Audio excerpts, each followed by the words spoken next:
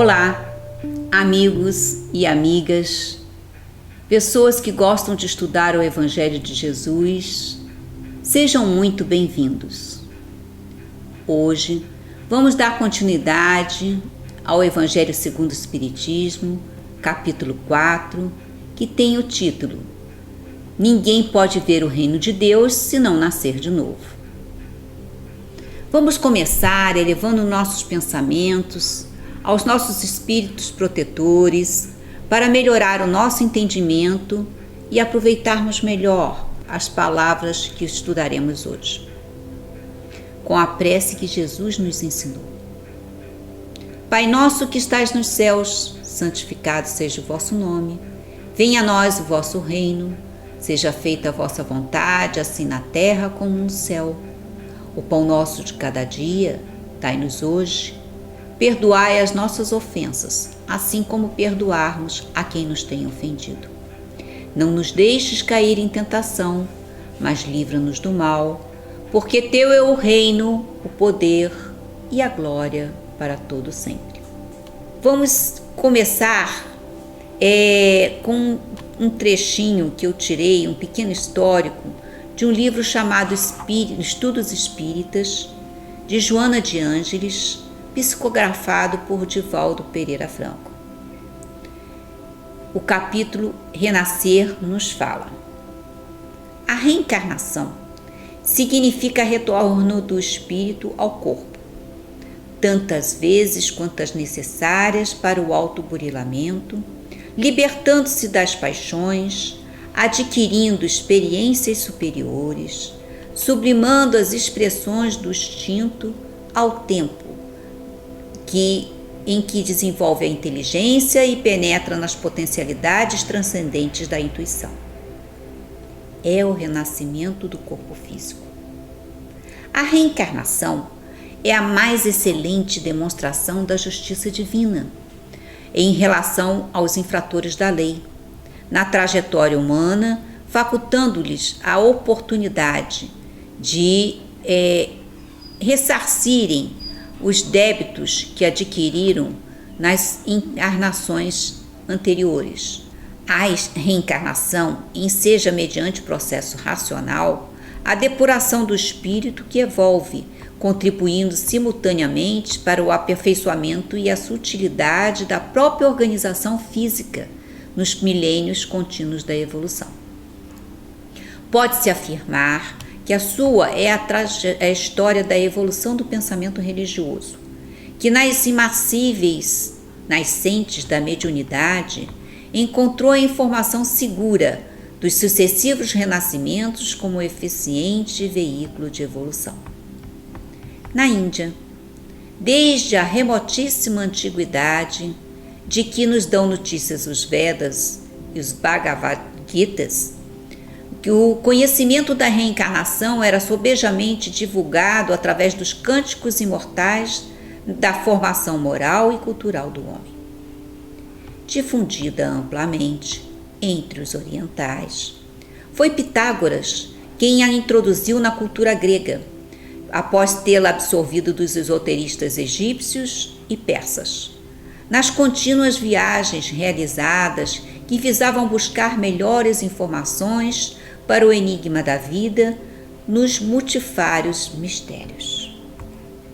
Sófocles e Aristófanes adotaram a crença na reencarnação.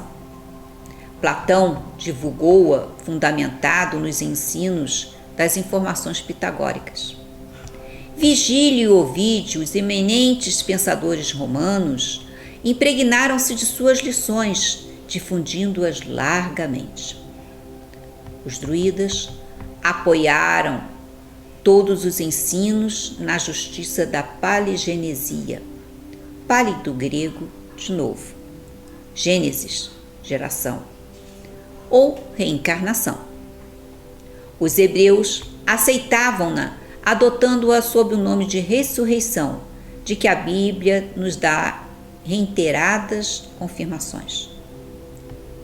Nas experiências medievais, em que a cultura se deteve esmagada, fez-se que desaparecesse temporariamente apesar de cultuada por raros estudiosos, para que Allan Kardec, ainda pela revelação dos Espíritos, novamente trouxesse à Terra na mais comovente demonstração confirmativa do Consolador, consoante o que prometera Jesus. Foi Jesus, indubitavelmente, quem melhor afirmou a necessidade da reencarnação a fim de que o homem pudesse atingir o reino de Deus. Em seu diálogo com Nicodemos, encontramos no Evangelho de João, capítulo 3, itens de 1 a 14.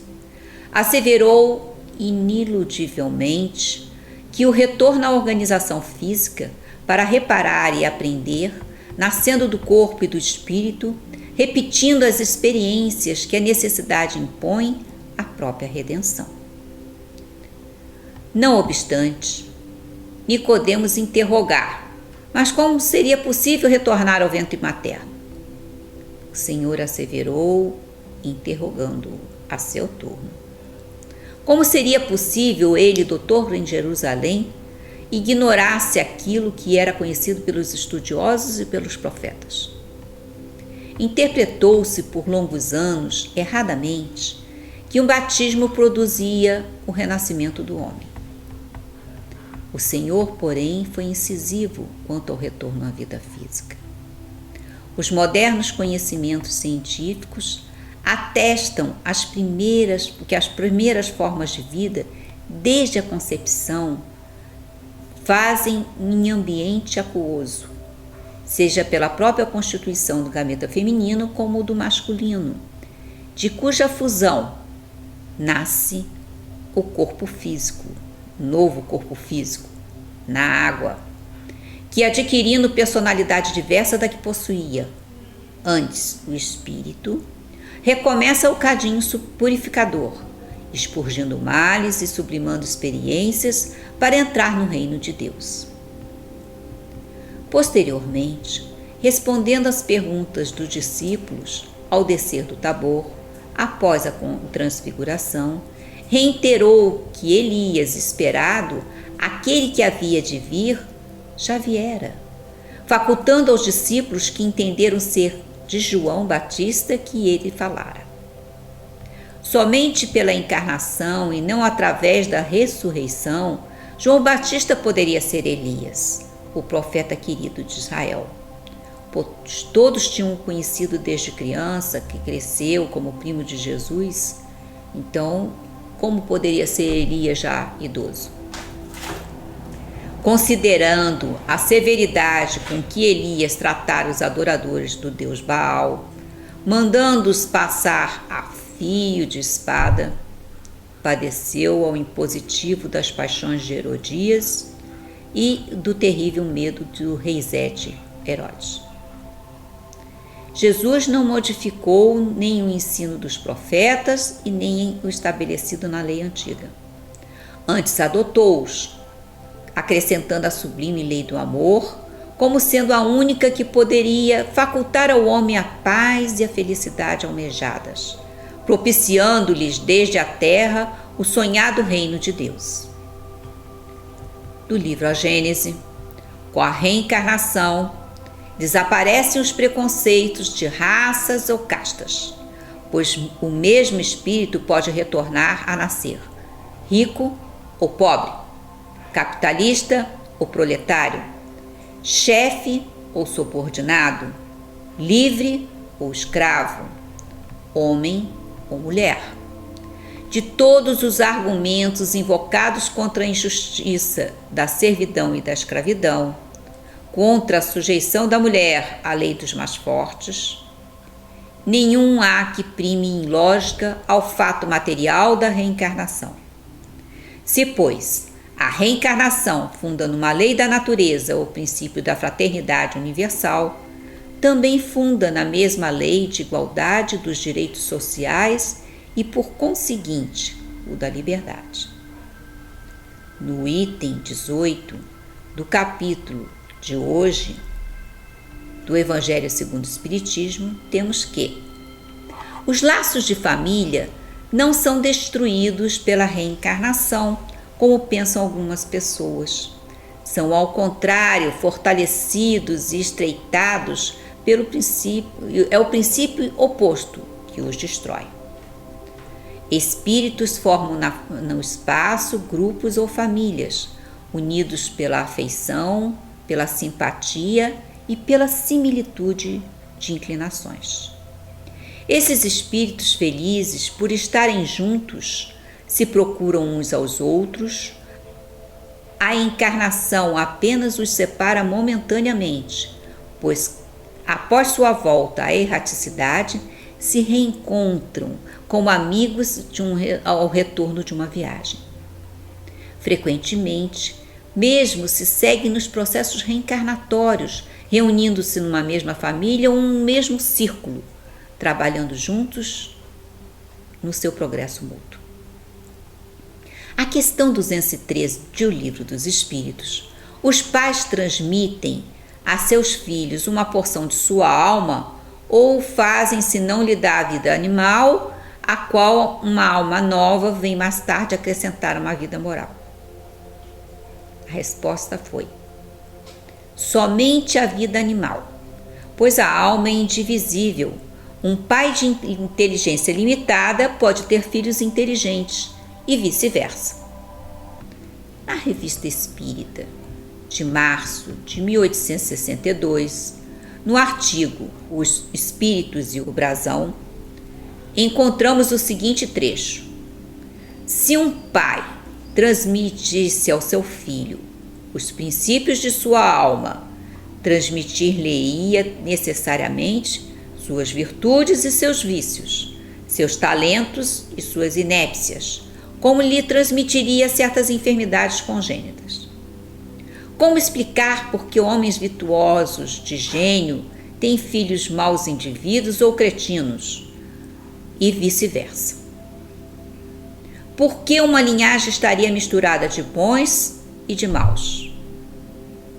Dizei ao contrário, que cada alma é individual e tem seu livre-arbítrio, por uma série de existências corpóreas, em cada uma das quais adquire alguma coisa de bom e deixa alguma coisa de mal, até que tenha atingido a perfeição, e tudo se explica, tudo concorda com a razão, com a justiça de Deus e mesmo em proveito próprio do amor próprio. A questão 204 de O Livro dos Espíritos diz que, dado que tivemos várias existências, nosso parentesco recua para tempos em que vão além de nossa existência atual? Não poderia ser de outra forma. A sucessão das existências corporais estabelece entre espíritos ligações que remontam às vossas existências anteriores. Daí provém, frequentemente, a causa de simpatia entre vós e certos espíritos que vos parecem estranhos. A afeição espiritual é aquela que verdadeiramente liga as almas e a única que sobrevive à destruição do corpo. A afeição carnal une os seres através dos sentidos, desaparecendo juntamente com o corpo.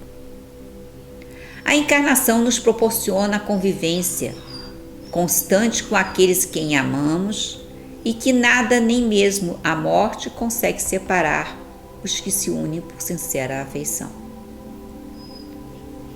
Do livro Luz Viva, pelos espíritos Joana de Ângeles e Marco Prisco, psicografado por Divaldo Franco, no capítulo Laços Eternos, temos que a reencarnação estreita os vínculos do amor, tornando os laços eternos, pelo quanto faculta de experiências na área da afetividade familiar.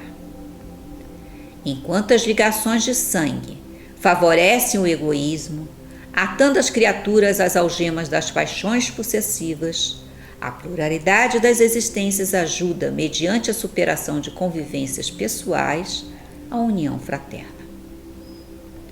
Os genitores inubentes, os irmãos e primos, os avós e netos, de uma etapa, trocarão de lugar no grupo de companheiros que se afinam, permanecendo os motivos e emulações da amizade superior. O desligamento físico pela desencarnação faz que se recomponham no além-túmulo as famílias irmanadas pelo ideal da solidariedade, ensaiando os primeiros passos para a construção da imensa família universal. Quando a força do amor vigilante detecta as necessidades dos corações que mergulham na carne, sem egoísmo, pedem aos programadores espirituais das vidas que lhes permitam acompanhar aqueles afetos que os anteciparam, auxiliando-os nos cometimentos encetados e a reaparecerem na parentela corporal outra, a da fraternidade real, que os une e faculta os exemplos de abnegação, renúncia e devotamento. Esse amigo que te oferece o braço, esse companheiro a quem estimas com carinho especial, aquele conhecido a quem devotas com superior dedicação, e este outro colega que te sensibiliza, esse discreto benfeitor da tua vida, são teus familiares em espírito, que ontem envergaram roupas de pai abnegado ou mãe sacrificada, de um irmão zeloso ou primo generoso, de uma esposa fiel e querida, ou de um marido cuidadoso. Ora ao teu lado, noutra modalidade biológica e familiar. Alma irmã da tua alma, diminuindo as tuas dores no carreiro da evolução e impulsionando-te para cima sem pensar em si. Os adversários gratuitos que te sitiam e perturbam, os que buscam sedentos esfaimados vencidos por paixões mesquinhas, são também seus familiares, outros que ludibriastes e traíste, que agora retornam necessitados do teu carinho, da reabilitação moral, a fim de que se refaça o grupo espiritual que ascenderá contigo rumo à felicidade.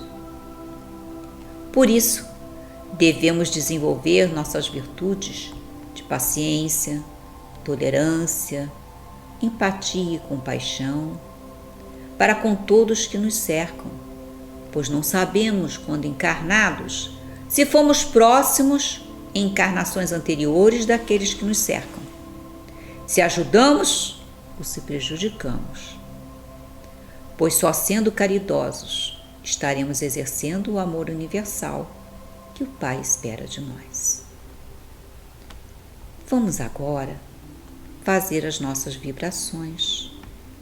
Vamos começar vibrando pelo nosso planeta, nesse momento de transição, em que temos a oportunidade de refletir nos nossos sentimentos, nas nossas atitudes e no nosso objetivo de vida. Vamos vibrar pelos nossos governantes para que sejam bem assistidos e tenham ouvidos de ouvir as boas intuições dos espíritos superiores para melhor ajudar a população. Vamos vibrar pelos hospitais, pelos presídios, pelos abrigos e pelos locais onde impere a destruição, a miséria material e moral. Vamos vibrar pelos templos de oração, das várias religiões, pelas casas espíritas e principalmente pela nossa casa espírita. Vamos vibrar pelos nossos familiares, amigos e por aquele que não tem simpatia por nós. Vamos pedir licença para fazer uma vibração por nós mesmos e para aqueles locais onde ela se faz mais necessária. Vamos agradecer ao Mestre Jesus, que veio ao nosso convívio, nos mostrar que o sentimento que deve prevalecer para que entremos no reino de Deus é o amor universal. Vamos agradecer a Deus, nosso Pai, que tudo providencia para que alcancemos a paz e a felicidade. E agradecemos a você que nos acompanha neste canal. Inscrevam-se, deem um joinha, estudem o Evangelho, façam perguntas que responderemos com todo carinho. Até a próxima quarta-feira, a partir das 8 horas da manhã, e muita paz.